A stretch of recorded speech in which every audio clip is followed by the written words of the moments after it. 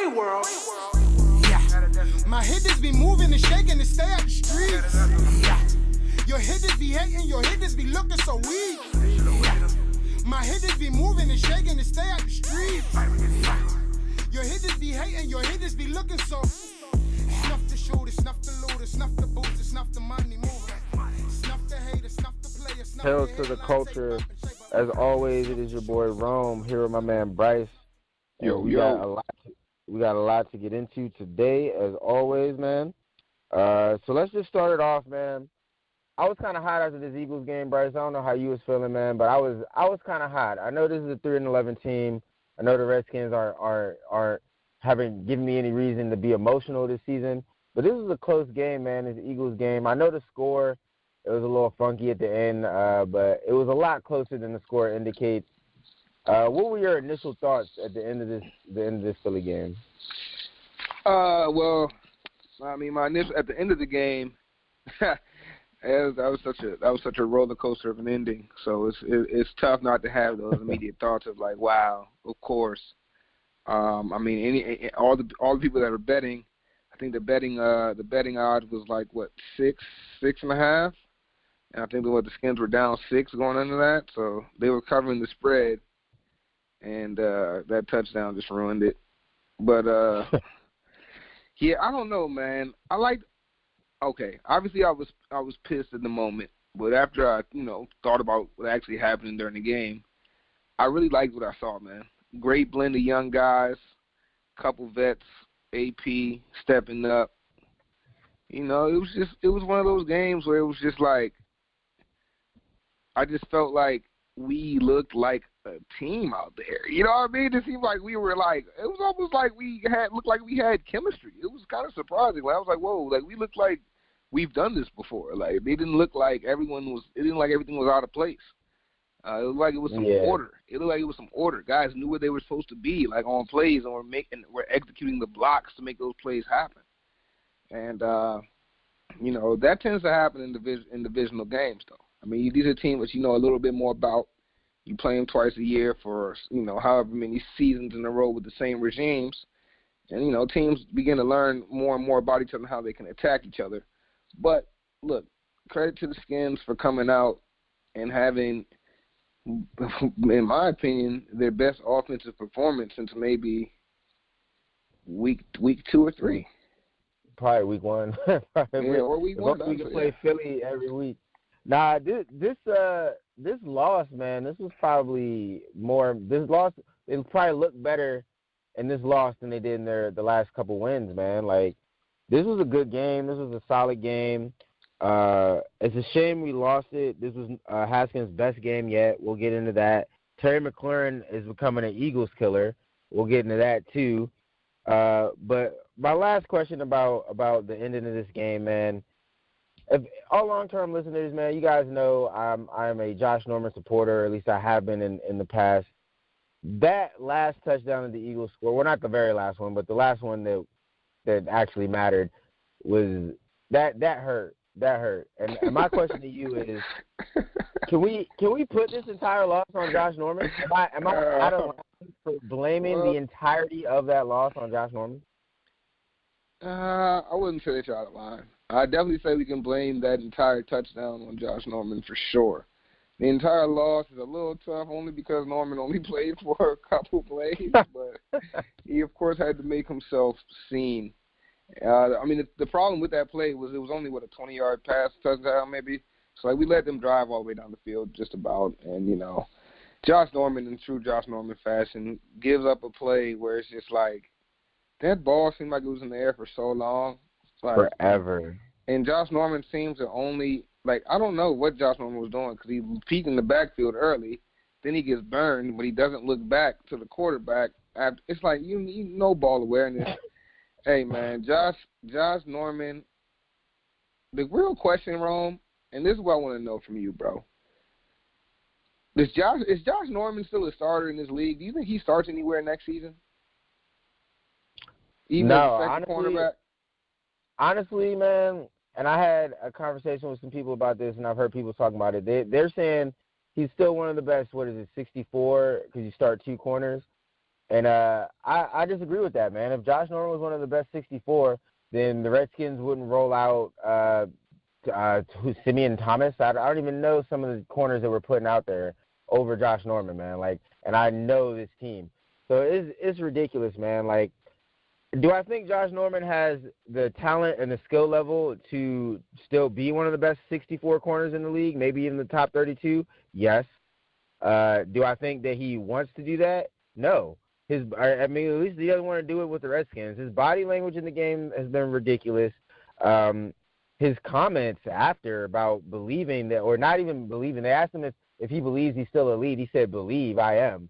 Like, so to me, he just seems like a lost superstar. And honestly, man, like you said it on the last pod, Josh Norman is a great guy off the field. He's such a good person off the field. I don't want to trash him as a football player, but he's given me no reason to continue to support him. I'm not a guy that burns jerseys, but I wanted to burn my damn Josh Norman jersey last Sunday, man. I really wanted to throw it in the trash, dude. Like, Josh Norman has to get it together, man. Obviously, whatever's going on here in Washington, this has come to an end. He'll play his last couple games here, these last 2 games, and he'll be on somewhere else. If they're willing to pay him, I mean, he's a guy who probably views himself out. He said it. He still believes he's elite. I doubt he's going to get elite money. I probably guarantee he doesn't get elite money. So we will see what happens with Josh Norman in the future, man. But his time in Washington is thankfully over, and I think that's good for both sides. Yeah. Yeah, nah, man, I agree 100%, man. Like, hey, Josh, hey, it was nice knowing you, dude. I mean, you fought your tail off. I'm not going to say that he never fought, because I do believe Josh Norman fought. But it's not enough, man. It's not enough. And I guess it's just that corner that we thought we were getting from Carolina. We only had that corner for maybe two seasons. We had that corner for really a season, but I'd say 2 seasons. He was elite status, but it's been a long time now. Yeah, it's been a steady decline down. So best of luck to Josh Norman. But let's talk about something positive for the Redskins. Let's talk about some players that will be here in 2020 and moving forward. But let's start off with Dwayne Haskins. He's coming off his career performance, his best game yet, 19 of 28, 2 touchdowns, 261 yards, and a QB rating of 121.3. Me personally, and I'll give him my letter grade here in a minute, I think this game was extremely impressive. I'm going to grade him on a little bit of a curve because you got to consider the fact that he's playing with all rookie receivers. AP didn't have his best game, and Jeremy Sprinkle is the tight end. He can sprinkle his ass right on out of D.C. with Josh Norman as far as I'm concerned. But with all that in consideration, what grade would you give Dwayne on his first start against the Eagles? I mean, look, I'm giving Dwayne a solid. I gotta go a solid B, man. I gotta go a solid B. It's almost a B plus.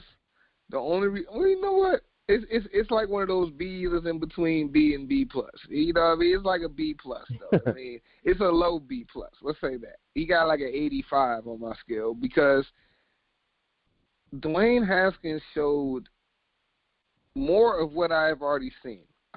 And what I mean is that, and I mentioned this, you know, you guys have heard us. We've been talking about this. Has Dwayne been progressing? And we're talking about before this game. And I saw progression in ways that some may not have seen. And remember the game, Rome, I think it was last part we had. We said, look, Dwayne is making the reads. You know, his feet just aren't set. He's not able to make the throws right now because he's just lacking with the accuracy. But he's making the reads, and most of these quarterbacks out here can't make the reads in the pocket. Well, this week we saw Dwayne make the reads once again, but he was able to add some accuracy onto that. And he wasn't even able to add a ton of accuracy, just a little bit. And you see with just a little bit of accuracy from a guy with Dwayne Haskins' arm strength and arm talent, how far that goes. And look, man, that was a great performance to continue to build off of because, like I said, man, I truly have believed that every game Dwayne Haskins has shown me he's getting better each and every game. And this game, I don't want this game to be the peak.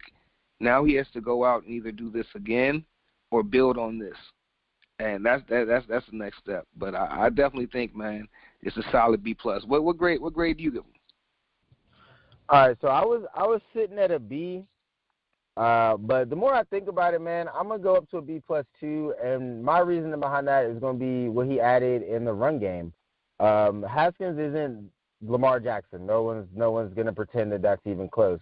But between his, I think it was 26 yards on the ground and that fake that he put on Brandon Graham, I believe it was, that's gonna be the plus for me right there. That'll put him at the B+. But yeah, I like what I saw from Haskins too, man. I thought this was a great performance. I was extremely impressed with it.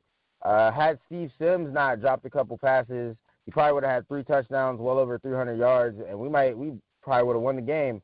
But what I liked the most was the play calling. I don't know if Bill Callahan gave Kevin O'Connell a little free reign to call plays or what it was, but it looked like they were passing a little bit more. They were doing things with Dwayne to get him in rhythm. And Dwayne, I've said all along, is a confidence type of player. Like, if you can get him going, I believe he went 7 for 7 in his first few throws or whatever. But if you can get him going like that, and he start feeling it and get into a rhythm, I believe Terry McLaurin even compared him to a basketball player. He's like a shooter. Once he gets going and he gets hot, man, you got to let him loose and let him go. He could drop 60 on you. That's the kind of player that Dwayne Haskins is. So this game was great for his confidence. If he can string stuff together like this, then the sky is literally the limit. Another thing that Haskins impressed me with was his quote after the game, where he himself said that this should be an average game for him. So that backs me up to back in the offseason. What made me fall in love with Haskins in the first place was his mentality. So to have the mentality of, this is my best game yet, 2 touchdowns, 200-some yards, but this should just be average. This should just be another day at the office. I should come out here and do this every game. That's where he's at with it, and I love that, man. Yeah, you got to. And I think that some people take it the wrong way because, they're taking this cockiness or they're taking this overconfidence. But you got to remember, man, this kid's only 22. He's still learning his way, and you gotta like the fact that Dwayne Haskins sees a end result for himself, and that end result that he sees is Hall of Fame quarterback. He said it multiple times now. And if you don't have a guy, we have a guy that wants to become a Hall of Fame quarterback. And the thing about that is everyone has. I always say this about athletes, right? And other people have said it many of times. But some people's goal as athletes is to make it to the league, right? So once they make it to the league, their goal has been accomplished now. They don't even care about working as hard because their goal was to make it to the league. But then you have some people's goals they want to make it to the league and they want to be great. And if your goal is you want to make it to the league and you want to be great, then once you get there, your job's not done. And Dwayne Haskins is clearly a player, man, where he's like, look, I'm not just here to be here. I'm trying to be a Hall of Fame quarterback. And if you want to be a Hall of Fame quarterback, you have to have some Super Bowls. So we'll see if Dwayne Haskins really want to put in that work for what it takes. But at the end of the day, he's shown he's got the potential. And I think that's what we were all looking for this season as Redskins fans. And I think we've gotten it, up to this point. Yeah, most definitely, man. And it must be something in the water at Ohio State because another player that is basically cut from the same cloth and has the same mentality that we're about to talk about is Terry McLaurin. He has been outstanding this year. We just got the Pro Bowl information. He's a Pro Bowl snub in my opinion. I think he should have been in there. But yeah, man, Terry McLaurin currently sits at 833 he has 833 yards and he needs about 93 or so to break Gary Clark's record, which is 926 yards. So my first question to you, Bryce, is do you think that McLaurin will break Clark's record and become the rookie with the most receiving yards in the rookie season for the Redskins? Yes, I definitely do. I think Dwayne Haskins and Terry McLaurin were just waiting, just itching to really connect and show what they can do as a tandem. And I think the rest of the season, the sky's the limit for those two. All right, so 93 yards to break the record, but I believe it's going to be about another 70 or so to get to 1,000. Do you think he gets over 1,000 this year? Once again, yes, I do. I believe he will get over 1,000 yards, and I also think that this is a little bold here, but I think that he'll get to. He might just get to double-digit touchdowns too. So I'm gonna go 1,000 yards and double-digit touchdowns. I think he's at 7 touchdowns right now. Yeah, I believe so. So I think he'll get both of those. All right, just to paint the picture here, like he would need to average about 83.5, 84 yards per game over these next 2 games. His current average is 60 yards. So, like, just to keep it in perspective, you're saying he's gonna be better these next 2 games than what we've already seen. Not only is he gonna be better, but he's gonna have a 2-touchdown game. Oh yeah, I would love to see that. That would be great for Haskins as well. But yeah, man, McLaurin, we can't hype this man up enough, man.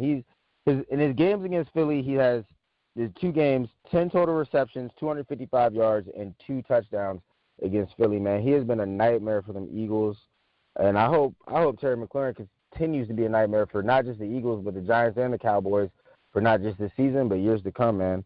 I think the sky is definitely the limit. Him, Haskins, and Geis 2020 definitely be on the lookout for them. No doubt. All right, while we are talking Ohio State, we got to talk about the obvious elephant in the room, or elephant at the game, I should say, and that's Urban Meyer. And he was in the press box, as everyone and their mom knows. It was all over all the news outlets, all over social media. Terry McLaurin had an interview after the game, though, and said that he was the one who actually invited Urban Meyer, and Urban was spending time with Alex in the owner's box with Dan and whatnot. So obviously the Redskins got a coaching vacancy. Obviously Urban Meyer is the man. What are your thoughts on this? Do you see any chance of him being our coach in 2020? I don't really see the chance yet, man. But you know what makes it even that much more interesting is the fact that Urban Meyer coached Alex Smith as well. So there's a lot of connections going on here. You see him in the press box and Dan's box, with Alex. They're laughing, they're joking. People are speculating Alex as a possible member of the front office going forward. If that were to happen, could he lure a guy like Urban Meyer? I don't know. But I know one thing. If we get Urban Meyer, I would be very, very happy. In fact, I would be ecstatic. I think that would be the type of move that would instantly instill culture, instantly instill a winning attitude, because you got a guy with a proven track record when it comes to winning, and that's what people respect, especially other winners. So I don't know, man. That might be a good move. That might be a really good move for the Skins. What do you think about it? All right. Well, first, do I think it's going to happen? I would say the chances are kind of low. It doesn't, from what I've heard, it doesn't necessarily, it's not a given that Urban Meyer is coming back to coach. And there's still a chance that if he does come back to coach, all the NFL hype is really just to get college teams to throw more money at him.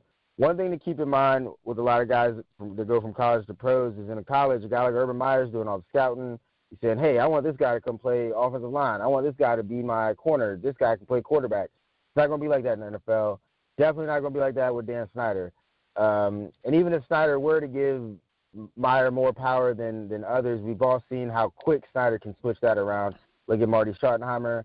And look at Steve Spurrier when he came in. That's another college guy that we brought up.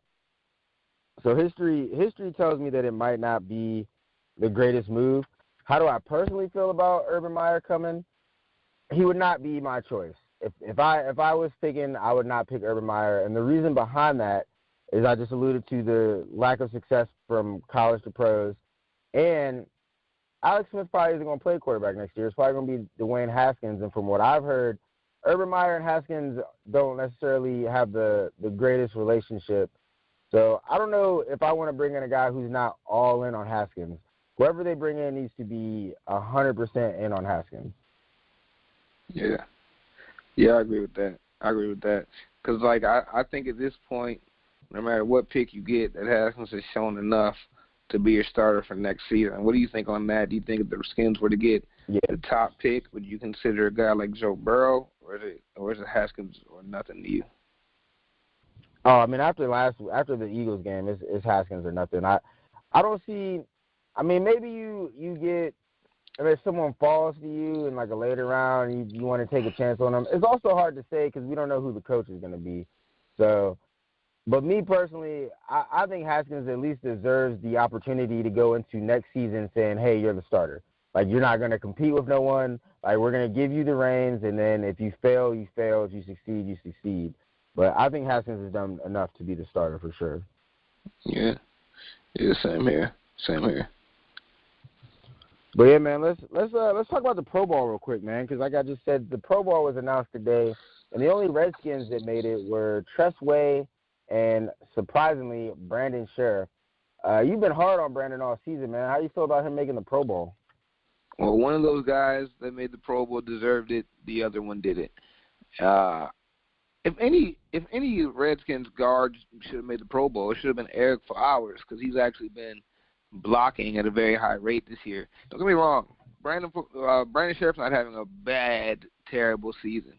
He's just not having a Pro Bowl caliber season, in my opinion. He's been good some games, and he's been some games, and he's been okay some games. But it hasn't been the consistency you want to look for in an All-Pro or Pro Bowl lineman. And but hey, shout out to Tress Way, man, because if anybody deserves it, it's that dude. He's been booing them all season.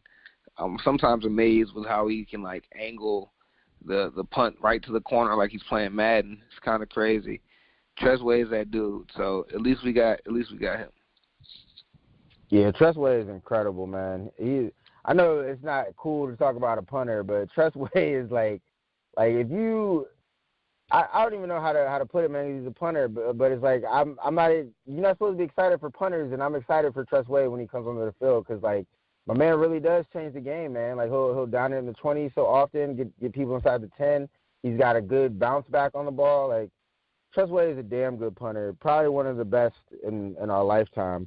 But let's talk about Brandon Scherff a little bit more. I was surprised that he made the Pro Bowl. His impact this season has been far less than it has been in other seasons.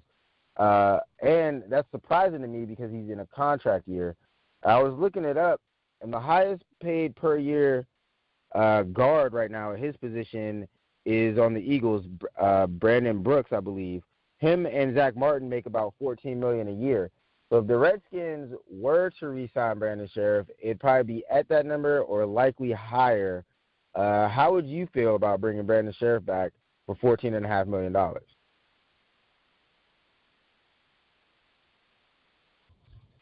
I don't know, bro. I don't know. I don't know, bro. I like Brandon. I don't know, man. I don't know, man. It's like, okay, here's the reason. The investment, bro. We are not the type of team that can throw away investments, bro. Like, we invested a big price on this guy, and I just feel like that is the main reason that we should keep him. This season could just be an outlier. Well, what do you think? Well, it's funny because when I first looked up these contracts, I was like, damn, $14.5 million for Brandon Scherff, and he had just got hurt. I was like, they need to put him on IR, and we need to see what Wes Martin can do. And let me throw this in. Wes Martin balled out. I just want to add that in. Wes Martin did ball out. Okay, so that's exactly why I was in my mind. I was like, they need to let Scherff heal up, because even if you re-sign him, there's no point in trying to push to come back for the season. The season's a loss. So let him heal up regardless, and then that way you see what you got in Wes Martin. And if you feel strongly enough, like, hey, Wes Martin, man, we got him on a rookie contract, the drop-off isn't going to be great, then you rock with Wes Martin and you let Brandon walk. Because 14.5 is steep, man. It's steep. That's steep, bro. That is steep. Like, that's a couple players. And, like I was saying, though, it's like the investment, bro. Like, to just throw away a number 5 overall pick in just a few years like that can that's the type of thing that set franchises back. When those type of guys don't contribute for 8 years to your team. But I mean, I don't know, bro. I'm sure we offered him an extension during the season, so he declined that. So it's like, yeah, that's what I was gonna say. I feel like if it was gonna happen, it would have happened. He don't want to be here, bro. He doesn't want to be here. It's tough to say, man, because a lot of stuff is gonna be changing, man. If Bruce, we're gonna talk about Bruce Allen here in a second too, but if Bruce Allen isn't gone, or if he is gone, does that change? I don't know if a player like Brandon does want to stay. Does that change a Trent Williams kind of mindset?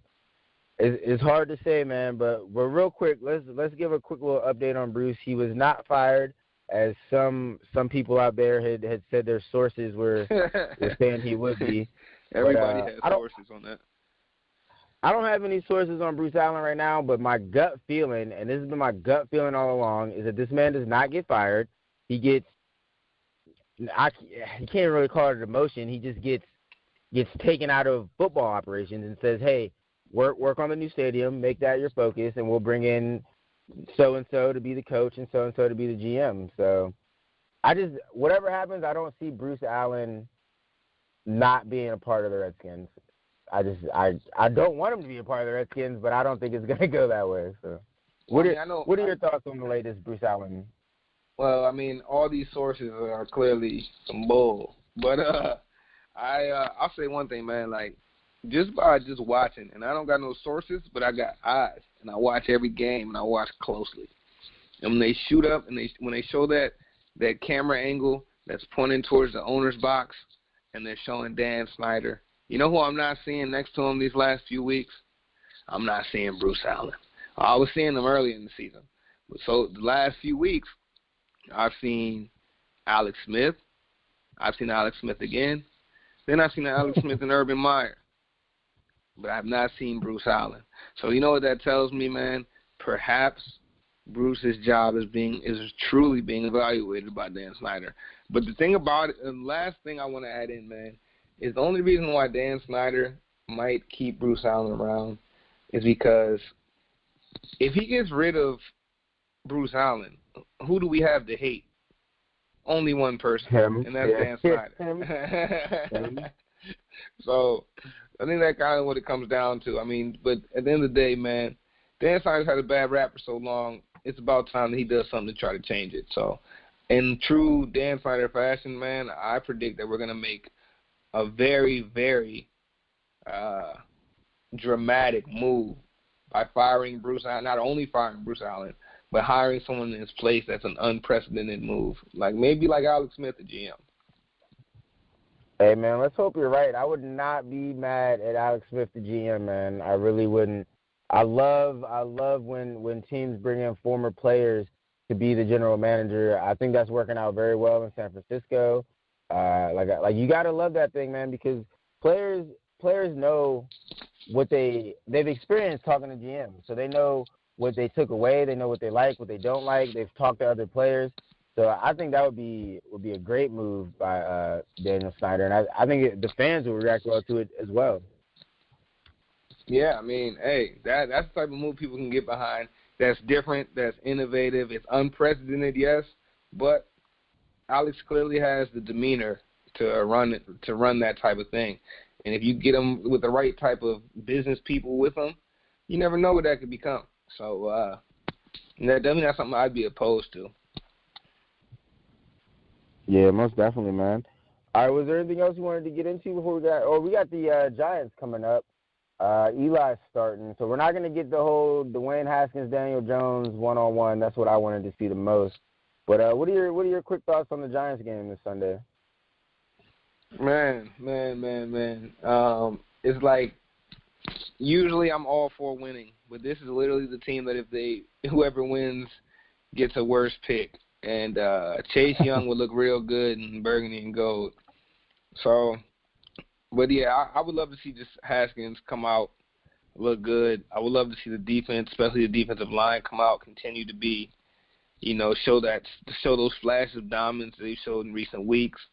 One guy I want to highlight real quick, man, who I would love to see have another big game against the Giants is Ryan Anderson, bro, because we've been pretty hard on him at times. And Ryan Anderson is balling out right now, bro. Like, he's looking like a little Terrell Suggs out there right now. Like, I love loving what I'm saying from Ryan Anderson, man. So hopefully he can keep it going, man, and we'll see a few sacks against the Giants. But yeah, that's just what I'm looking forward to, man. I'm just looking forward to us continuing to look like an actual team, because for the first time this season since the first Philly game. I felt like we really looked like we knew what we were doing out there, and it was great to see. So if that could happen one more time, I'd be satisfied. Yeah, I definitely want to see that same energy that we had in the Eagles game. I'm definitely going to keep looking for improvements from Dwayne. And, I mean, my biggest thing that I'm going to be watching, though, in this game is the defense. The defense was a major letdown against Philly. And that was strange because they had been playing well. They played well against Green Bay.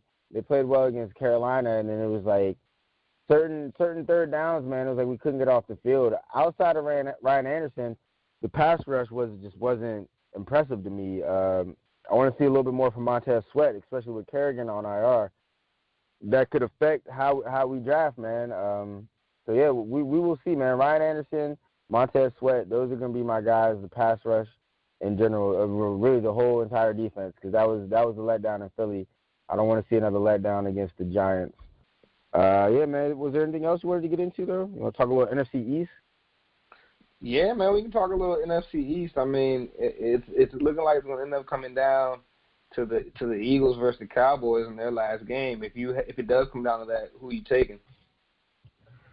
Oh, man, I want to say Philly because I just can't stand Dallas. But Dallas, man, they got too much talent, man. And watching Philly against us last week and knowing the talent Dallas has, if Dallas cannot win this game, then, man, the NFC East is just a garbage division if Dallas can't find a way to beat the Eagles, man. What did they come out with? The 3 wide receivers they dressed against us? Like, yeah, really, we should have beat that was the crazy. Eagles. Like the Eagles are done, man. Their season is – I honestly don't want to see either one of these teams in the playoffs, man. But who are you taking on this Sunday, Eagles or Philly or Dallas? Oh, man, it's tough. I probably have to go with Dallas, though. I probably have to go with Dallas, man. They looked like a different team last week, and I'm gonna ride the hot hand with that. I hate both teams equally. I actually hate all 3 teams in the division equally. I can spread my hate around evenly to them all 3. But nah, man. So I'm gonna go with the Cowboys just based off, like you said, the talent is there, and the Eagles are depleted, man. The Eagles are depleted. And Carson Wentz doesn't look like the same guy to me, you know? At least not the same guy he was a couple years ago when he was in the MVP talks. So, yeah, I'm definitely going to go with Cowboys on that one. Yeah, it's going to be a Cowboys year. But don't worry, though. They'll probably get stomped out in the first round by the 49ers or the Seahawks or somebody. So I don't see them going nowhere. All right, well, as always, man, definitely download the Gas Sports app. Check out all the great content on there. We're always keeping it fresh on there. You can hear all our podcasts and much, much more, all on the Gas Sports app, available everywhere. Yes, man. Hail to the culture. My hitters be moving and shaking to stay out the streets. Your hitters be hating, your hitters be looking so weak. My hitters be moving and shaking to stay out the streets. Your hitters be hating, your hitters be looking so. Snuff the shoulder, snuff